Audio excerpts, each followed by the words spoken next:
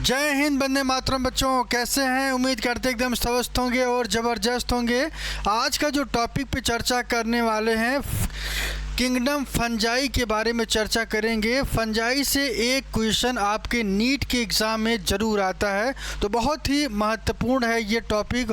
और यहाँ के हम उन सभी टॉपिक के बारे में चर्चा करेंगे जो यहाँ से प्रश्न बनते हैं। मैं आपको बता दूं कि एक एक लाइन एनसीईआरटी की उतना ही इम्पोर्टेंट है जितना कि नीट का सिलेक्शन हो जाना। नीट का सिलेक्शन तभी होगा जब एक एक क्वेश्चंस को, एक एक लाइन को आप पढ़ेंगे और उसका सॉल्यूशन ढूंढेंगे, तब जाके कहीं सफलता मिलेगी। कहते हैं, एक लाइन है आपके लिए, परों को खोल जमाना उड़ान देखता है, परों को खोल जमाना उड़ान देखता है, ज़मीन पर बैठकर क्या आसमान देखता है। तो मेरे प्यारे बच्चों, आज का ये जो क्लास है, यहाँ पे फंगस के बारे में चर्चा करने वाले हैं और मैं आपको उन सभी पॉइंट्स के बारे में और सबसे सरल तरीके से, मैं आपको फिर से बता दूं, सबसे सरल तरीके से पूरे YouTube चैनल पर इस तरीके की बायोलॉजी आपको नहीं मिलेगी। एक बार पूरा वीडियो ज़रूर देखना और न समझ में आए तो अनसब्सक्राइब कर देना।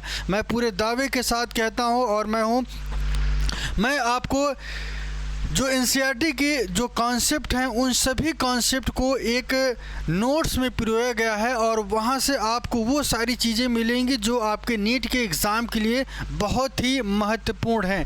तो यहाँ पे चलते हैं हम। आप आज किंगडम फंगस की बारे में चर्चा करेंगे। फंजाई का जो कैरेक्टर है, थोड़ा सा हम उसके बारे में आपको बता दें कि फंगस का जो कैरेक्टर होता है ये वाइट कलर का होता है। ध्यान रखिएगा, ये वाइट कलर का, सफ़ेद कलर का कहाँ कहाँ लग जाता है। आपने देखा होगा कि जूतों, जो पुराने चमड़े के जूते हैं, वहाँ पे लग जाता है, अचार में लग जाएगा, सिरका में लग जाए, मतलब ऐसे जगह जहाँ पे नमी पैदा हो जाती है वहाँ पे फंगस अपना स्वरूप क्रिएट कर देता है। तो यहाँ पे आज मैं आपको बताने वाला हूँ, फंगस जो है नॉन क्लोरोफिलस होता है, इस वजह से इसका नेचर पैरासिटिक होता है, सिम्बियोटिक होता है, ठीक है ना। और एल्गी और फंजाई साथ में रहते हैं, उस पोजीशन को लाइकेन कहते हैं। ये आप ध्यान रखना है और यहाँ से क्वेश्चन ज़रूर बनेगा जो आज हम टॉपिक स्टार्ट करने वाले हैं। तो चलिए देखते हैं किंगडम फंजाई के बारे में। पहले इनके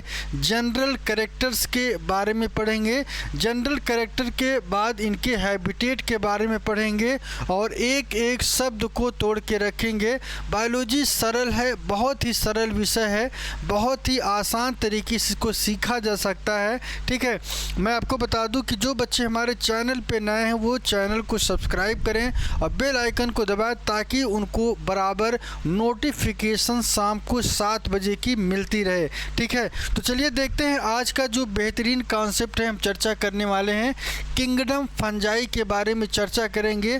इनके जो कैरेक्टरिस्टिक की बात करें तो सबसे पहले इनका गुण क्या है, किस वजह से ये चर्चा में आए, सबसे पहले हम इसको देखेंगे, ठीक है ना।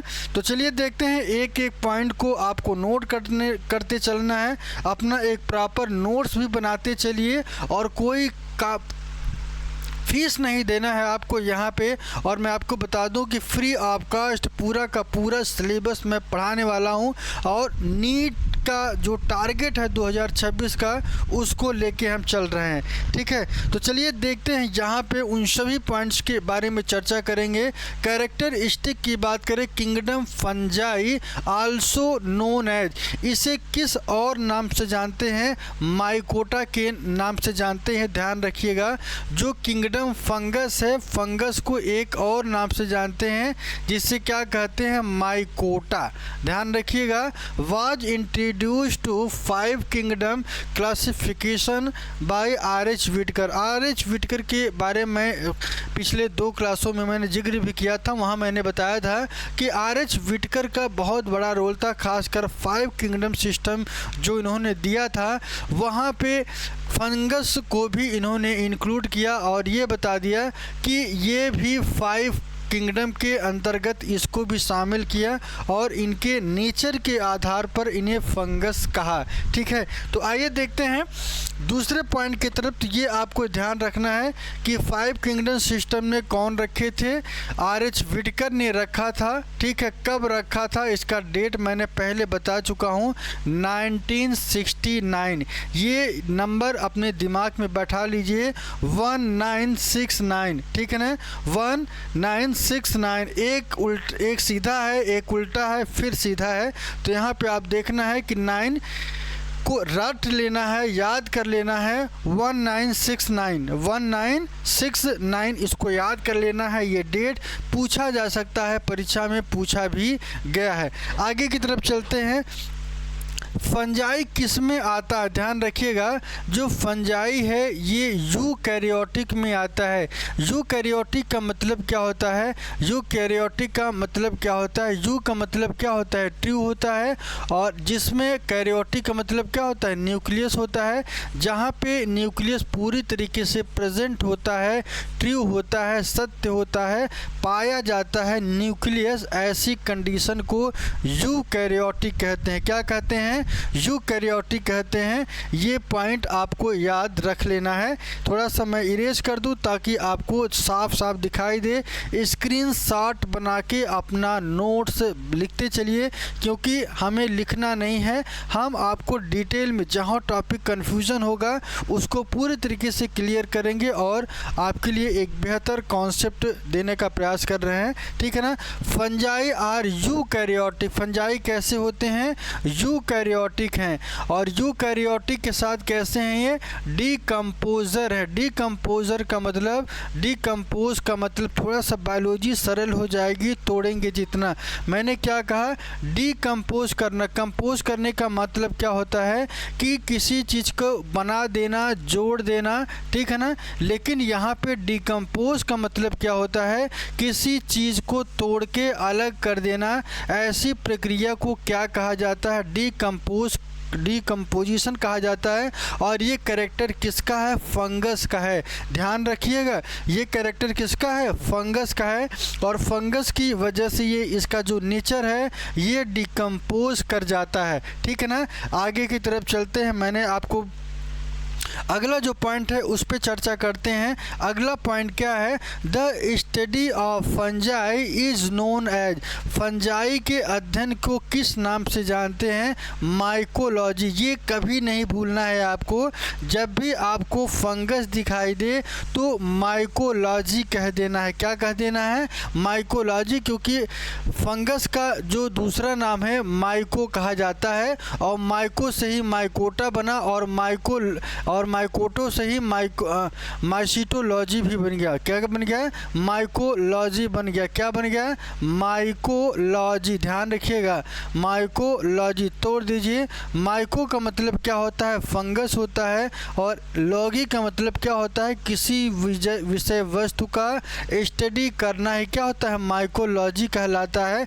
तो ये आपको अपने दिमाग में, अपने जहन में बना के रखना है। देखिए, बायोलॉजी को इस तरीके से पढ़िए कि ताकि आपके शरीर के ब्लड के साथ ये सर्कुलेट कर जाए। तब तक तैयारी करनी है जब तक ये आपके ब्लड में घूमने न लगे। ठीक है। तो यहाँ पे मैं आपको बता दूं कि 4 पॉइंट मैंने आपको क्लियर किया। ठीक है ना।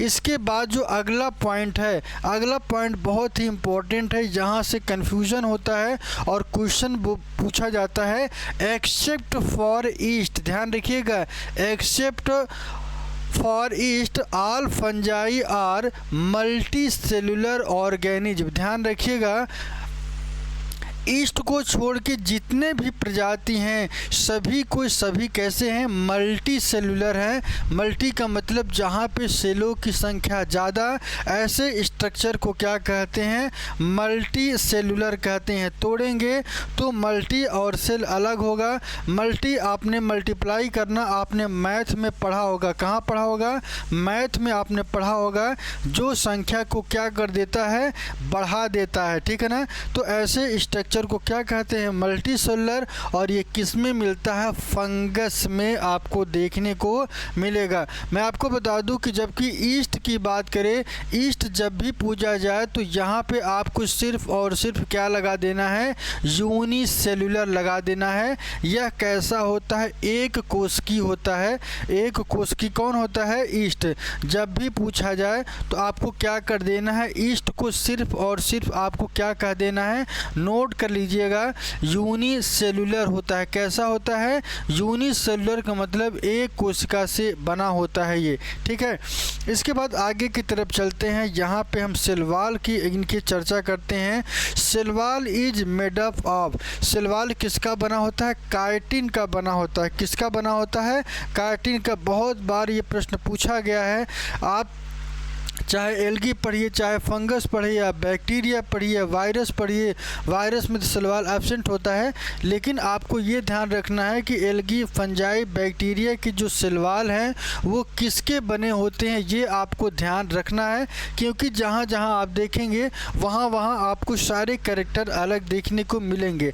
तो cell wall is a made up of chitin, cell wall chitin का बना होता है। कई बार पूछा गया है तो बच्चे क्या करते हैं, गलत करके आते हैं। जब भी फंगस के बारे में पूछा जाए कि सेलवाल इसका किसका बना होता है, तो एक लाइन एक छोटा सा शब्द याद कर लेना है। क्या याद कर लेना है, काइटिन। क्या याद कर लेना है, काइटिन। क्या याद कर लेना है, काइटिन का सेलवाल किसका बना होता है, फंगस का बना होता है। ये आपके ध्यान में होना चाहिए। और किस चीज़ से बना होता है, पॉलीसैकेराइड्स भी देखने को मिलेंगे। पॉलीसैकेराइड का मतलब क्या होता है, सैकेराइड्स के जो बहुलक होते हैं उसे हम क्या कहते हैं, पॉलीसैकेराइड। सैकेराइड में जिसके जो है संख्या अगर ज़्यादा हो जाता है तो उसी को हम क्या कहते हैं, पॉलीसैकेराइड्स कहते हैं। तो ऐसे संरचना को क्या कहा जाता है कि सेल वॉल जो है दो चीज़ों से बना है, एक काइटिन और दूसरा क्या है, पॉलीसैकेराइड। एक एक लाइन को रट लेना है, दिमाग में बैठा लेना है। अगर चाहते हैं कि 2026 आपका क्लियर हो तो ये आपको ध्यान रखना ही होगा, ठीक है। इसके बाद मैं थोड़ा सा और आगे की तरफ चलता हूँ। Food is stored in the cell in the form of, याद रखिएगा कि इनमें जो भोजन होता है वो किस फॉर्मेट में स्टोर्ड होता है कोशिका में, तो ग्लाइकोजन के फॉर्मेट में और ऑयल बॉडीज़ के फॉर्म में, ग्लाइकोजन के फॉर्मेट में और ऑयल बॉडीज़ के फॉर्मेट में ये देखने को मिलता है। यहाँ तक जितने भी पॉइंट मैंने बताए, हर लाइन में 2 से 3 क्वेश्चन बन सकते हैं। सीधा भी बन सकता है, घूम के भी बन सकता है। तो इसको आपका एक भी लाइन आपको भूलना नहीं है। सब कुछ भूल जाइए लेकिन इसको आपको ज़रूर याद करना है, ठीक है ना। चलिए आगे की तरफ चलते हैं। इनके हैबिटाट की बात करें, हैबिटाट का मतलब क्या होता है, ये कहाँ कहाँ पे देखने को मिलेंगे। तो इनके बारे में मैं आपको बता दूं कि वाइडली डिस्ट्रीब्यूटेड, ये सब जगह फैले होते हैं, ठीक है ना। कैसे, किस फॉर्मेट में, थोड़ा सा देखिएगा। ये किसको ज़्यादा प्रिफर करते हैं, they prefer the warm and humid environment. ध्यान रखिएगा, ऐसी जगह जहाँ पे ह्यूमिडिटी होती है, जहाँ पे नरम होता है, जहाँ पे न तो ये समझ में आए कि गर्मी है न तो ठंडी, वहाँ पे ये मिलता है। खासकर ऐसे स्थान पे जहाँ पे ह्यूमिडिटी ज़्यादा होती है, ठीक है ना। तो ये आपको ध्यान रखना है। प्रीडोमिनेंटली की बात करें तो प्रीडोमिनेंटली टेरेस्ट्रियल होता है। टेरेस्ट्रियल का मतलब क्या होता है, एक होता है एक्वाटिक, आपने सुना होगा। टेरेस्ट्रियल का मतलब क्या होता है कि ये शुद्ध ज़मीन पे आपको देखने को मिलेगा, ठीक है। But are found in the water, air and on animal and plant. और कहाँ कहाँ देखने को मिलेगा, मेनली प्रीडोमिनेंटली की बात करें तो ये टेरेस्ट्रियल होता है। लेकिन और कहाँ कहाँ पे मिलता है, पानी में देखने को मिलेगा, हवा में देखने को मिलेगा, एनिमल में और प्लांट में ये आपको देखने को मिलेगा। जो बच्चे नए हैं वो चैनल को सब्सक्राइब कर लें ताकि उनको बेल आइकन का नोटिफिकेशन मिलता रहे। चलिए उम्मीद करते हैं आपको यहाँ तक क्लियर होगा। इसको साफ कर देते हैं। डाइकैरियोफेज क्या होता है, बहुत ही इम्पॉर्टेंट है। ये शब्द कई बार पूछे जाते हैं कि डाइकैरियोफेज। मैं आपको एक चीज़ बता दूं कि बायोलॉजी में कहीं भी या तो आपको बाई देखने को मिले या डाई देखने को मिले, इसका मतलब क्या होता है, टू होता है। क्या होता है, टू होता है।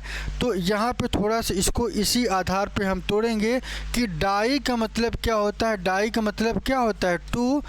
क्या होता है, टू होता है। और यहाँ पे कैरियो का मतलब क्या होता है, न्यूक्लियस होता है। जितना तोड़ेंगे उतने ज़्यादा आसान हो जाती है। और फेज की बात करें तो एक तरीके का अवस्था होता है, स्टेज होता है। तो कहने का तात्पर्य है यहाँ पढ़ने से अच्छा है कि यहीं पे आपको हम क्लियर कर दे रहे हैं कि एक ऐसा शब्द जो डाइकैरियोफेज होता है वहाँ पे दो न्यूक्लियस मिलते हैं। क्या मिलते हैं, टू न्यूक्लियस पाए जाते हैं। ऐसी अवस्था को क्या कहते हैं, डाइकैरियोफेज कहते हैं। Some fungi exist in a special condition. ये तभी एग्जिस्ट करता है जब एक विशेष तरीके का कंडीशन आपको देखने को मिलेगा। और ऐसे को क्या कहते हैं, dikaryon. Where each cell has two nuclei. ऐसे सेल के पास कितने न्यूक्लियाई होते हैं, दो न्यूक्लियाई होते हैं। एक एन होता है, दूसरा एन होता है। एक न्यूक्लियस और दूसरा एन। इसको सामूहिक रूप से एन प्लस एन कहते हैं। क्या कहते हैं, एन प्लस एन का मतलब क्या होता है कि डाइकैरियोफेज, या इसी को डाइकैरियन के भी नाम से जानते हैं। ठीक है, उम्मीद करते हैं ये पहला आपको कॉन्सेप्ट क्लियर हो गया होगा। तब तक सीखेंगे जब तक चीज़ें समझ में ना आ जाएं, सरल न लगे, तब तक हमको क्या करना है, इसको सीखते हुए आगे की तरफ बढ़ते चलना है। ठीक है ना, चलिए आगे की तरफ चलते हैं। अगला पॉइंट क्या कहता है कि फंगस का स्ट्रक्चर कैसा होता है। ये जो फंगस है इसकी संरचना कैसी होती है। Fungi have filamentous body known as hyphae. Hyphae क्या होता है, थोड़ा सा ध्यान रखिएगा। इनका जो फंगस का स्ट्रक्चर आपने देखा होगा, कुछ फिलामेंट के फॉर्मेट में आपको देखने को ये मिलेगा। ठीक है ना। और यहाँ पे मैं आपको बता दूँ कि filamentous body known as hyphae, क्या कहते हैं इसे, हाइफी के नाम से जाना जाता है। ठीक है ना। और मैं आपको बता दूं कि हाइफी एक नेटवर्क बनाता है और इस नेटवर्क को क्या कहते हैं, माइसीलियम कहते हैं। क्या कहते हैं, माइसीलियम कहते हैं। अपने दिमाग में रखना है माइसीलियम क्या होता है। माइसीलियम ऐसे स्ट्रक्चर को कहते हैं जब हाइफी एक अपना नेटवर्क बना ले। क्या बना ले, एक नेटवर्क बना ले। ऐसी संरचना को क्या कहा जाता है, माइसीलियम। बहुत इंपॉर्टेंट है, ये डायरेक्ट पूछा गया है। हाइफी को भी पूछा गया है और माइसीलियम को, दोनों को पूछा गया। ठीक है ना। तो यहाँ पे मैं आपको बता दूं कि हाइफी और माइसीलियम दोनों direct line to line question आते हैं। सब कुछ भूल जाना है, लेकिन फंगस में ये शब्द आपको नहीं भूलना है, क्योंकि जब तक फंगस पढ़ेंगे ये आपको बार बार आपको परेशान कर सकता है। इस वजह से इसको भूलना नहीं है। अब यहाँ पे मैं आपको बता दूं कि माइसीलियम की बात करें तो माइसीलियम कितने प्रकार के होते हैं, टू टाइप्स। कितने प्रकार के होते हैं, टू टाइप। एक को क्या कहते हैं, सेप्टेट कहते हैं। दूसरा क्या होता है, एसेप्टेट होता है। सेप्टा का मतलब क्या होता है, थोड़ा सा समझ लीजिएगा कि एक ऐसा माइसीलियम जहाँ पे क्या हो, क्रॉस वाल दिखाई दे। क्या दिखाई दे, क्रॉस वाल दिखाई दे। ऐसे संरचना को क्या कहते हैं, क्रॉस सेप्टा कहते हैं। ये इस तरीके का स्ट्रक्चर आपको देखने को बार बार मिलेगा। ठीक है ना। ये आपको इसी को क्या कहते हैं, सेप्टा कहते हैं। तो यहाँ पे आप देखेंगे कि सेप्टा हाइफी है, क्रॉस वाल और सेपरेट। यहाँ पे जो सेप्टा है ये प्रेजेंट होता है। आप इस फिगर में देखेंगे तो यहाँ पे आप देखेंगे कि ये वाला जो स्ट्रक्चर है बीच बीच में क्रॉस लगा हुआ, क्या लगा हुआ है, क्रॉस लगा हुआ है। और इससे बड़ी आसानी से आपको क्लियर समझ में आ रहा होगा कि ये जो सेक्शन आपको दिखाई देते हैं ये क्रॉस वॉल है और इसी को सेप्टा कहते हैं, जो क्या करता है एक सेक्शन को दूसरी सेक्शन से अलग करता है। क्या करता है?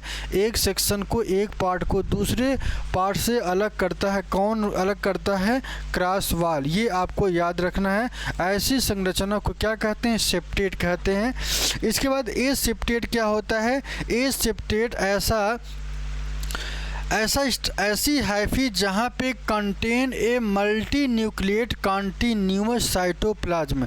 ध्यान रखिएगा, यहाँ पे आपको समझना है कि यहाँ पे सेप्टेट प्रेजेंट होगा जबकि यहाँ पे सेप्टेट एब्सेंट होगा। जब सेप्टेट एब्सेंट होगा तो यहाँ पे कोई बाउंडेशन इस तरीके का नहीं देखने को मिलेगा आपको, ठीक है ना। इसलिए यहाँ पे जो साइटोप्लाज्म है पूरा का पूरा यहाँ से लेके यहाँ तक कोई इनको क्रॉस नहीं है। और ऐसी संरचना को क्या कहते हैं? ऐसी संरचना को क्या कहते हैं? ऐसी संरचना को क्या कहते हैं? एसेप्टेट कहते हैं। Contain a multi nucleate. ध्यान रखिएगा, इसमें जो न्यूक्लियस की संख्या है बहुत ही ज़्यादा होती है। क्यों? क्योंकि साइटोप्लाज्म के साथ ही क्या करते हैं? कंटिन्यूटी करते रहते हैं। तो यहाँ पे आपको दो चीज़ें मैंने बताया, एक बार मैं फिर से बता दूँ, जो नहीं पढ़े 11th में सही से उनको कन्फ्यूजन हो सकता है। जब भी ए सेप्टेट और सेप्टा, ऐसे याद रख लीजिएगा कि जब सेप्टेट आए तो सेपरेट याद कर लेना है। क्या याद कर लेना है? जब सेप्टा आए तो सेपरेट याद कर लेना, तो ये आपको क्लियर हो जाएगा। जब ए सेप्टेट आ जाए तो ए सेपरेट का मतलब जब सेपरेशन नहीं होगा। जब सेपरेशन नहीं होगा तो ऐसी संरचना को क्या कहते हैं? क्या कहते हैं? एसेप्टेट कहा जाता है। और इनका जो कैरेक्टर है ये मेन, एसेप्टेट जब भी होगा यह मल्टी न्यूक्लिएट होता है। कैसा होता है ये? मल्टी न्यूक्लिएट होता है। जहाँ पे न्यूक्लियस की संख्या बहुत ज़्यादा हो, ऐसे नाम को क्या कहते हैं? मल्टी न्यूक्लिएट, ठीक है ना। तो ये आपने हाइफी की संरचना देख लिया, ये सेप्टम देख लिया, और यहाँ पे जो न्यूक्लियस होते हैं ये सब क्या है? न्यूक्लियस हैं। इस वजह से इन्हें क्या कहते हैं? मल्टी न्यूक्लिएट, ठीक है। और ये कैसा होगा? यूनी न्यूक्लिएट कह दीजिए। क्या कह दीजिए? यूनी न्यूक्लिएट कह दिए। सोचना ही नहीं है, क्योंकि ए सेक्शन में कितने हैं? एक है, इस वजह से इसे क्या कहेंगे? यूनी न्यूक्लिएट कह देंगे, ठीक है। चलिए आगे की तरफ चलते हैं, और आगे की तरफ मोड ऑफ न्यूट्रिशन के आधार पर ये कितने प्रकार के इनको डिवाइड किया गया है। दे आर हेट्रोट्रॉफिक नेचर में। ध्यान रखिएगा, मैं आपको इसको क्लियर बता देता हूँ कि फंगस का जो संरचना है कैसा होता है? एक क्लोरोफिलस होता है। कैसा होता है? एक क्लोरोफिलस। एक ऐसी संरचना जहाँ पे क्लोरोफिल एब्सेंट होता है। मैं आपको बता दूं कि बायोलॉजी में कहीं भी आपको ये अगर देखने को मिले किसी सब्जेक्ट के कन्फर्म नाम के पहले यदि ए लग जाए, जैसे ए सेलुलर, ए सेक्सुअल रिप्रोडक्शन, या अभी आया था ए सेप्टेट या ए सेलुलर की बात करें, तो कहीं भी अगर इस तरीके से दिखाई दे तो इसका मतलब क्या है? निगेटिविटी शो करेगा। इसका मतलब ये हुआ कि ये कैसे स्ट्रक्चर शो करेंगे? ए क्लोरोफिलस। कैसा होगा ये? ए क्लोरोफिलस। ए क्लोरोफिलस का मतलब यहाँ पे क्लोरोफिल एब्सेंट होगा। जब क्लोरोफिल एब्सेंट होगा तो ये कैसा दिखाई देता है? वाइट कलर में। कैसा दिखाई देता है? ये सफ़ेद कलर में दिखाई देता है। सफ़ेद कलर में का मतलब ये होता है कि थोड़ा सा डार्क कलर ले लें। ये वाइट का मतलब ये होता है कि ये अपना न्यूट्रिशन स्वतः नहीं कर सकता। क्यों? क्योंकि क्लोरोफिल नहीं होगा तो फोटोसिंथेसिस नहीं कर पाएगा, ठीक है ना। ये आपको ध्यान रखना है। They lack chlorophyll. यहाँ पे क्लोरोफिल एब्सेंट होगा, हेंस दे आर हेट्रोट्रॉपिक। इनका जो नेचर होता है कैसा होता है? हेट्रोट्रॉपिक होता है। हेट्रोट्रॉपिक का मतलब जो दूसरे की बॉडी से, दूसरे के शरीर से भोजन प्राप्त करे उसे क्या कहते हैं? हेट्रोट्रॉपिक। और ऑटोट्रॉपिक का मतलब क्या होता है? ऑटो का मतलब जो अपना भोजन स्वतः बना ले उसे हम क्या कहते हैं, ऑटोट्रॉफी। जैसे हम लोग भोजन को क्या करते हैं, हम लोग उबालते हैं, बनाते नहीं हैं, ये बात ध्यान रखिएगा। जबकि प्लांट क्या करते हैं, ऑटोट्रॉपिक नेचर को फोटोसिंथेसिस के माध्यम से ग्लूकोज को प्राप्त करते हैं। चलिए देखते हैं हेटेरोट्रॉपिक में ये कितने प्रकार के होते हैं, 3 होते हैं। एक होता है सैप्रोफिटिक होता है, दूसरे को क्या कहते हैं, पैरासिटिक कहते हैं, और तीसरा क्या होता है, सिम्बियोटिक होता है। सैप्रोफिटिक किसे कहते हैं, saprophytic fungus grow on dead plant and animal matter. ये वहाँ पे ग्रोथ करते हैं जहाँ पे ये प्लांट, सैप्रो का मतलब क्या होता है, जो ग्रोथ करे कहाँ पे, डेड प्लांट और डेड एनिमल मैटर पर। कहाँ पे, dead plant and animal matter पर ग्रो करें, ऐसी संरचना को क्या कहते हैं, सैप्रोफिटिक कहा जाता है। They break down and recycle the soluble organic matter that they absorb from dead substrate. ये क्या करते हैं, जो डेड सबस्ट्रेट होता है, जो वहाँ से ये क्या करते हैं, एब्जॉर्ब करते हैं भोजन को, और इस भोजन को क्या कहते हैं, ऑर्गेनिक मैटर कहते हैं, और इनको तोड़ करके ये क्या करते हैं, यूज़ करते हैं, और ऐसी प्रक्रिया को क्या कहा जाता है, सैप्रोफिटिक। ठीक है। इसके बाद पैरासिटिक की बात करें तो this fungi grow on living host. एक ऐसी संरचना जो कहाँ पे ग्रोथ करती है, लिविंग होस्ट में। ध्यान रखिएगा, लिविंग होस्ट में।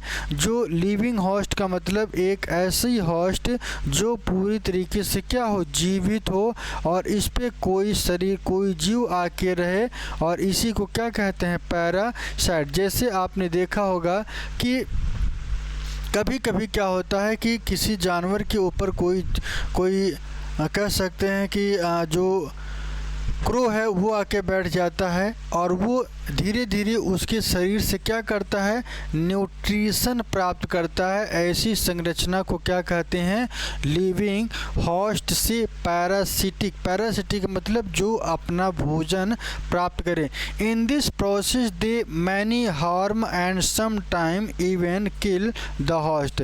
यहाँ पे आपको ध्यान रखना है कि ऐसी प्रक्रिया है जहाँ पे ये पूरी तरीके से इनको किल भी कर सकता है, तो ये आपको ध्यान रखना है। मैं आपको एक चीज़ और क्लियर कर दूं, पैरासाइट का मतलब क्या होता है, तोड़ दीजिए। पैरा का मतलब क्या होता है, और प्लस साइट, एक ऐसा स्थान जहाँ पे कोई दूसरा जीव जाके अब बैठकर अपना न्यूट्रिशन ले, ऐसी संरचना को क्या कहते हैं, पैरासिटिक। जैसे थोड़ा सा ध्यान रखिएगा, परजीवी, ध्यान रखिएगा, परजीवी।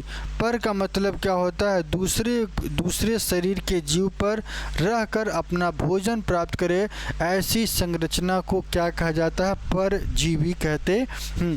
जबकि हम सिम्बियोटिक की बात करें, सिम्बियोटिक में क्या होता है कि ऐसी प्रजातियां जहां पे 2 ऑर्गेनिज्म साथ में रहते हैं। सिम्बियोटिक का मतलब क्या होता है कि जहां पे ऐसी प्रजाति जहां पे 2 चीज़ें साथ में रहती हैं, ऐसे अंग स्ट्रक्चर को क्या कहते हैं, सिम्बियोटिक एसोसिएशन कहा जाता है with organism to derive nourishment. Example की बात करें तो यहाँ पे लाइकेन आपको देखने को मिलेगा।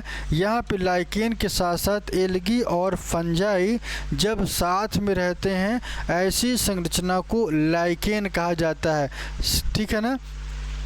ये पॉल्यूशन के बेस्ट इंडिकेटर के भी नाम से इनको जाना जाता है, ये आपको ध्यान रखना है।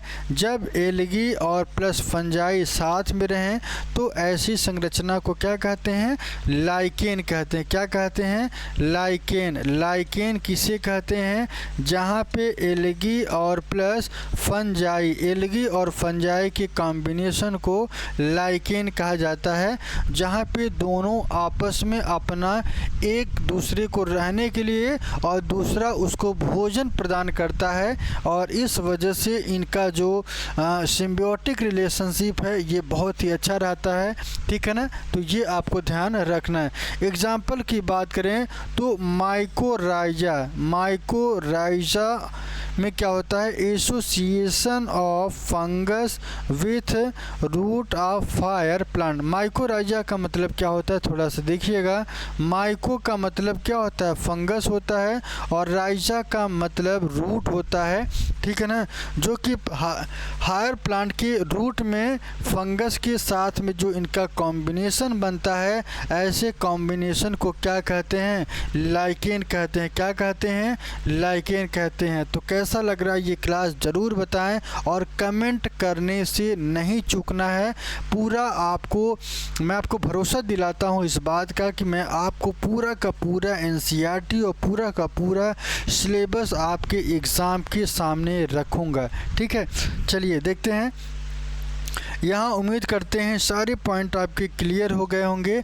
मैंने आपको क्या बताया, सैप्रोफिटिक, पैरासिटिक और सिम्बियोटिक में क्या डिफरेंस है और क्यों ये पूछा जाता है, तो ये आपको ध्यान रखना है। इसके बाद आगे की तरफ चलते हैं। रिप्रोडक्शन की बात करें तो रिप्रोडक्शन क्या होता है, फंगस में रिप्रोड्यूस होना। रिप्रोडक्शन को अगर हम तोड़ें तो कुछ इस तरीके से हम इसको तोड़ सकते हैं, री और प्लस प्रोडक्शन। मैं आपको डिफिनीशन नहीं, बायोलॉजी सिखाने का प्रयास कर रहा हूँ, तो यहाँ पे कुछ रटना ही नहीं है। मैं आपको फिर से बता दूँ, यहाँ पे आपको कुछ रटना ही नहीं है। ठीक है ना। रिप्रोडक्शन की अगर हम बात करें तो इस शब्द को तोड़ देंगे, तो शब्द को तोड़ने से मैं थोड़ा सा एक फ्रेश पेज लेता हूं ताकि वहां पे मैं आपको क्लियर कर सकूं। ये देखिएगा, रिप्रोडक्शन कैसे लिखते हैं, रिप्रोडक्शन ऐसे लिखना है, और इसको कुछ इस तरीके से लिख देंगे तो कोई समस्या नहीं आने वाली है। रिप्रोडक्शन, ध्यान रखिएगा, रिप्रोडक्शन। री का मतलब क्या होता है फिर से, और प्रोडक्शन का मतलब वैसा ही प्रोडक्शन होगा जैसे कि पहला हो चुका है। ऐसी संरचना को क्या कहते हैं, रिप्रोडक्शन कहते हैं। क्या कहते हैं, रिप्रोडक्शन। अब आपने देखा होगा कि डॉग का बच्चा डॉग की तरह, कैट का बच्चा कैट की तरह, ह्यूमन का बच्चा ह्यूमन की तरह, लिजर्ड के बच्चे लिजर्ड की तरह, शेर का बच्चा शेर की तरह। तो कहने का हमारा ये तात्पर्य है कि आप जो भी प्रजाति अपना रिप्रोड्यूस करेगी, कभी भी उसी की तरह ही संरचना पैदा करेगी। ये आपको ध्यान रखना है। ठीक है ना। और ये कितने टाइप के होते हैं, दो टाइप के। एक होता है एसेक्सुअल होता है, दूसरा क्या होता है, सेक्सुअल होता है। ठीक है ना। और एक और होता है जिसे हम क्या कहते हैं, वेजिटेटिव। कुछ साइंटिस्ट इसे रिप्रोडक्शन के अंतर्गत मानते हैं और कुछ नहीं मानते हैं। वेजिटेशन क्या होता है, किसी भी प्लांट में ज़्यादातर आपको ये और ये दोनों, वेजिटेटिव और एसेक्सुअल, ज़्यादातर आपको लोअर प्लांट में और लोअर एनिमल में देखने को मिलेगा। ठीक है ना, लोअर प्लांट और लोअर एलिमेंट में देखने को मिलेगा, जबकि ये ज़्यादातर एनिमल में, जो हायर एनिमल होते हैं वहाँ पे देखने को मिलेगा। क्यों, क्योंकि सेक्सुअल रिप्रोडक्शन कैसा होता है, यह बाई पेरेंटल होता है। कैसा होता है, बाई पेरेंटल होते हैं। कैसे होते हैं, बाई पेरेंटल। बाई का मतलब क्या होता है, टू होता है, जहाँ पे मेल और फीमेल अलग अलग होते हैं। कहाँ पे, जहाँ पे मेल और फीमेल अलग अलग होते हैं। इसके बारे में डिटेल में चर्चा करेंगे जब रिप्रोडक्शन बताएंगे। आ गया तो मैंने सोचा कि एक बार थोड़ा सा कॉन्सेप्ट आपको मैं सिखा दूं। तो चलिए देखते हैं आगे की तरफ। मैंने क्या बताया कि रिप्रोडक्शन यहाँ पे 3 मोड पर होता है। किस मोड पर, 3 मोड पर होता है। पहला जो मोड है इसे हम क्या कहते हैं, वेजिटेटिव। दूसरा क्या कहेंगे, सेक्सुअल। और तीसरा जो है एसेक्सुअल होता है। ठीक है ना। तीनों को याद कर लेना है और तीनों में प्रकार हैं। वेजिटेशन की बात करें तो वेजिटेशन जो फंगस में देखने को मिलता है तीन तरीके से। एक होता है फ्रेगमेंटेशन, यहाँ पे इसके प्रोसेस को नहीं पूछा जाता है। जब भी पूछा जाता है फंगस में किस प्रकार का रिप्रोडक्शन होता है वेजिटेटिव का, तो आपको क्या करना है, पहला फ्रेगमेंटेशन, दूसरा जो है फिजन याद करना है और तीसरा जो है बडिंग।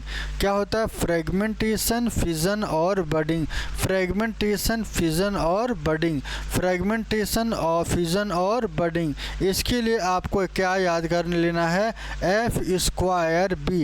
एक एफ से आपका फ्रेगमेंटेशन, दूसरे एफ से फिजन और बी से क्या हो जाएगा, बडिंग। बडिंग क्या होता है, ये देखिए इसमें फ्रेम, किसी भी संरचना का फ्रेम होता है और ये फ्रेम टूट के एक नई बॉडी, मैं आपको थोड़ा सा साफ कर दूं इसको ताकि आपको क्लियर हो जाए। यहाँ पे फ्रेगमेंटेशन क्या होता है, किसी भी स्ट्रक्चर का ये फ्रेम होता है और ये टूटता है, एक संरचना इधर बना लेता है और इसको एक और बना लेता है इधर, तो दोनों एक नए बॉडी का ग्रोथ करते हैं। ऐसी संरचना को क्या कहा जाता है, फ्रेगमेंटेशन। फिजन की बात करें तो फिजन में क्या होता है, एक से ही दो बन जाते हैं, ठीक है ना। ये दो प्रकार का, एक होता है बाइनरी फिजन होता है, एक होता है मल्टीपल फिजन, तो इसके बारे में नहीं चर्चा करेंगे, तो ये आपको ध्यान रखना है। बॉडी क्या होता है, किसी भी बॉडी का आउटग्रोथ, किसी भी बॉडी का जो आउटग्रोथ होता है ऐसी संरचना को क्या कहते हैं, बड बन जाना।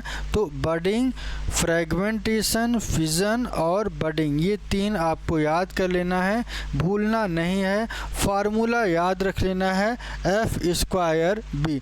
इसके बाद सेक्सुअल रिप्रोडक्शन की बात करें तो यहाँ पे जो सेक्सुअल रिप्रोडक्शन होता है यह स्पोर्स के द्वारा होते हैं। किसके द्वारा होते हैं, स्पोर्स के द्वारा होते हैं। स्पोर्स की अगर हम बात करें तो स्पोर कितने प्रकार के आप देखेंगे कि यहाँ पे जो स्पोर्स बनते हैं, एक होता है ओ स्पोर, दूसरा जाइगो स्पोर, तीसरा क्या है, एस्को स्पोर और चौथा जो है बेसिडियो स्पोर्स कहा जाता है। कितने होते हैं, चार। इन चारों की बात शब्द जो है आपके दिमाग में होना चाहिए। पहला oo zygo, oospore, zygospore, ascospore, basidiospore, oospore, zygospore, ascospore, basidiospore, ये आपको याद रख लेना है। फिर तीन प्रकार के स्पोर इसमें इन्वॉल्व होते हैं। एक होता है स्पोरेंजियो स्पोर, दूसरा क्या होता है कोनिडियो स्पोर होता है और तीसरा क्या होता है जू स्पोर। एक होता है स्पोरेंजियो स्पोर, कोनिडियो स्पोर और तीसरा क्या है जू स्पोर। तो तीन यहाँ पे, चार यहाँ पे, तीन यहाँ पे, ठीक है ना। तो ये आपको ध्यान रखना है, कभी भी इनका और इनका नाम मैच नहीं करेगा, ठीक है ना। ये आपको ध्यान रखना है क्योंकि यहाँ पे मैं आपको बता दूं कि जो स्पोर्स हैं, यहाँ पे ओ स्पोर है, ये भी स्पोर है, ये भी स्पोर है और ये भी स्पोर है। तो बस फ़र्क ये है कि oospore, zygospore, ascospore, basidiospore, ठीक है। और यहाँ पे मैंने आपको क्या बताया, यहाँ भी स्पोर इन्वॉल्व होते हैं। ये देखिएगा थोड़ा सा अंतर क्या आ जाता है, स्पोरेंजियो स्पोर, कोनिडिया। कोनिडिया क्या होता है, आपने देखा होगा किसी भी बॉडी की संरचना का जो ऊपर वाला संरचना होता है इसे क्या कहते हैं, कोनिडिया का फॉर्मेशन। जब कोनिडिया में स्पोर्स बनने लगे तो ऐसी संरचना को क्या कहते हैं, कोनिडियो स्पोर। जू स्पोर क्या होता है कि जहाँ पे ये स्पोर एक स्थान से दूसरे स्थान ये अपना मोटाइल कर जाते हैं, मूवमेंट कर जाते हैं, ठीक है। चलिए आगे की तरफ चलते हैं और आगे की तरफ जो संरचना है उसके बारे में चर्चा करेंगे। सेक्सुअल रिप्रोडक्शन, सेक्सुअल रिप्रोडक्शन की अगर हम बात करें तो ये कैसा होता है, यहाँ पे तीन प्रकार के होते हैं, आइसो, एन आइसो और ओगैमी। ध्यान रखिएगा, during sexual reproduction 3 types of gamete fusion. यहाँ पे 3 तरीके के ऐसे गैमीट होते हैं जिनका फ्यूज़न होता है, और फ्यूज़न होने के 3 तरीके के टाइप हैं। पहला कौन सा है? आइसोगैमी। ध्यान रखिएगा, जब भी आइसो की शब्द आए, कहीं भी आपको आइसो देखने को मिले तो इसका मतलब क्या है? सिमिलर होता है। क्या होता है? सिमिलर। कहीं भी पूरे बायोलॉजी में देखने को मिले तो आइसो का मतलब सिमिलर होता है। एन आइसो का मतलब क्या होता है? एन आइसो का मतलब क्या होता है? एन आइसो का मतलब होता है डी सिमिलर। डी सिमिलर का मतलब क्या होता है? एक छोटा हो जाएगा और एक बड़ा हो जाएगा, जबकि यहाँ पे दोनों क्या होंगे? दोनों कैसे होंगे? सेम स्ट्रक्चर दिखाई शो करेंगे। ठीक है ना, ये आपको ध्यान रखना है। जबकि ओगैमी में क्या होता है? एक बड़ा होगा और दूसरा नॉन मोटाइल। मैं आपको फिर से बता दूं, यहाँ पे थोड़ा सा देखिएगा, जब भी आइसोगैमी की बात करें, थोड़ा सा यहाँ पे देख लेते हैं। आइसोगैमी, आइसोगैमी, गैमी का मतलब क्या होता है? गैमीट होता है। क्या होता है? गैमीट होता है। आइसो का मतलब क्या होता है? सिमिलर। क्या होता है? सिमिलर। ठीक है ना, ये सिमिलर संरचना होती है किसकी? आइसोगैमीट में। तो मान लीजिए कि अगर एक इतना बड़ा है तो दूसरा भी इतना ही बड़ा होगा। ऐसी संरचना को क्या कहते हैं? ऐसी संरचना को क्या कहते हैं? आइसोगैमीट। ठीक है ना, आइसोगैमीट। चाहे मेल हो या फीमेल हो, दोनों की संरचना कैसी होगी? सेम होती। कैसी होती है? सेम होती है। ठीक है ना। इसके बाद एन आइसोगैमी की बात करें। एन आइसोगैमी में क्या होगा? एन आइसोगैमी में क्या होता है? एन आइसोगैमी में एक छोटा होगा, एक छोटा होगा और दूसरा बड़ा होगा। एक बड़ा होगा और दूसरा कैसा हो जाएगा? छोटा हो जाएगा। ऐसी संरचना को एन आइसोगैमीट, एक ऐसा गैमीट जहाँ पे दोनों, चाहे मेल कह लीजिए या फीमेल कह लीजिए, दोनों की संरचना अलग होती है, अलग होगी। ठीक है, चलिए समझते हुए सीखना है, कोई जल्दबाजी नहीं है। ठीक है ना। चलिए आगे देखते हैं इनके डिफ्यूज़न की डिफिनीशन की बात। तो आइसोगैमी क्या होता है कि fusion of gamete of similar size, समान साइज के जो गैमीट होते हैं जब आपस में फ्यूज कर जाते हैं, ऐसी संरचना को आइसोगैमी। दूसरा एन आइसोगैमी क्या होता है? Fusion of one big and one small, एक बड़ा और एक छोटा गैमीट होता है। ऐसी संरचना को एन आइसोगैमी कहते हैं। क्या कहते हैं? एन आइसोगैमी कहते हैं। ओ गैमीट की बात करें तो एक बड़ा होता है और दूसरा जो है नॉन मोटाइल होता है। एक बड़ा होगा, दूसरा नॉन मोटाइल होगा। ऐसी संरचना को क्या कहते हैं? Female gamete. जो नॉन मोटाइल होगा वो फीमेल होगा, जबकि स्मॉल होगा जो वो मोटाइल होता है। क्या होता है? मोटाइल। और मोटाइल वाले को मेल गैमीट और नॉन मोटाइल को क्या कहते हैं? फीमेल गैमीट कहते हैं। तो ऐसी संरचना को क्या कहते हैं? ओगैमी कहा जाता है। ठीक है ना। इसके साथ साथ मैं आपको एक चीज़ और बता दूं कि सेक्सुअल रिप्रोडक्शन में जो प्लाज्मोगैमी है, cell from two different mycelia fuse to form dikaryotic. कैसे होते हैं? डाइकैरियोटिक का मतलब जहाँ पे दो न्यूक्लियस आपस में जुड़े, ऐसी संरचना को क्या कहते हैं? प्लाज्मोगैमी। प्लाज्मोगैमी क्या होता है कि दो संरचनाएं जब आपस में फ्यूज करती हैं, ऐसी संरचना को प्लाज्मोगैमी, जब उसमें प्रोटोप्लाज्म का फ्यूजन होता है। ध्यान रखिएगा, जब प्रोटोप्लाज्म का फ्यूजन होगा तो ऐसी संरचना को क्या कहते हैं? प्लाज्मोगैमी कहते हैं। और जब दोनों न्यूक्लियस आपस में फ्यूज कर जाएं, ऐसी संरचना को डाइकैरियोटिक स्टेज भी कह सकते हैं। या कैरियोगैमी भी कह सकते हैं। तो यहाँ पे आप देखेंगे जो इनकी संरचना होती है, कैसे संरचना। मान लीजिए कोई माइसीलियम एन है, ये आप देख रहे हैं जो स्ट्रक्चर, इसे क्या कहते हैं, माइसीलियम कहते हैं, ठीक है ना। मैंने आपसे कहा था कि माइसीलियम आपको पूरे सिलेबस में फंगस में देखने को मिलेगा। और ये हम पढ़ के आ रहे हैं, इनका सेक्सुअल रिप्रोडक्शन कैसे होता है। पहले प्लाज्मोगैमी होगा, दो डिफरेंट माइसीलिया फ्यूज करेंगी जिससे डाइकैरियोटिक सेल बनेगा, और डाइकैरियोटिक सेल से ये हेट्रोकैरियोटिक स्टेज बनाएंगी। एक आपका ये है, दूसरा न्यूक्लियस ये है। अब इनके न्यूक्लियस क्या होंगे, फ्यूज कर जाएंगे। Karyogamy nuclei fuse to form a diploid zygote, क्या बना लेगा, डिप्लॉयड जाइगोट बना लेगा। अब ये दोनों आपस में मिलेंगे और मिलने से क्या होगा, एक जाइगोट बनेगा। जाइगोट के बाद यहाँ पे मियोसिस की प्रक्रिया होगी। मियोसिस में क्या होता है कि जो स्पोर्स हैं वो कैसे हो जाते हैं, हैप्लॉयड हो जाते हैं। हैप्लॉयड के बाद ये क्या बना लेते हैं, स्पोर्स बना लेते हैं। ऐसी संरचना को क्या कहते हैं, जर्मिनेशन करना।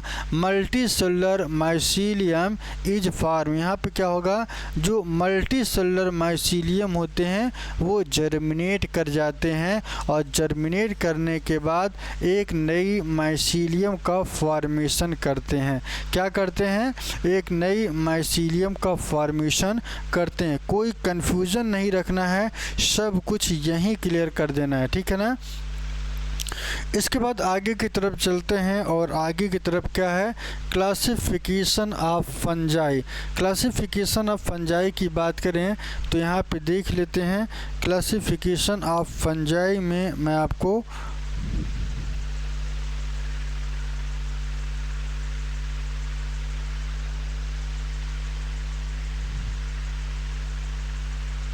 चलिए आज के लिए इतना ही रखते हैं, और फिर कल शाम को 7 बजे ये हमारी जो कक्षा आपको मिलेगी वहाँ पे आगे की क्लास चर्चा करेंगे, क्योंकि क्लास बहुत बड़ा होने से आपको बोरियत महसूस होगी। और ये टारगेट नहीं है कि एक दिन में ख़त्म कर दिया जाए, ख़त्म नहीं बल्कि सिलेबस को समझ करके कंप्लीट करना एक अपनी जिम्मेदारी है। तो आज के लिए इतना ही, फिर मिलेंगे एक नए वीडियो में शाम को 7 बजे। जय हिंद, जय भारत।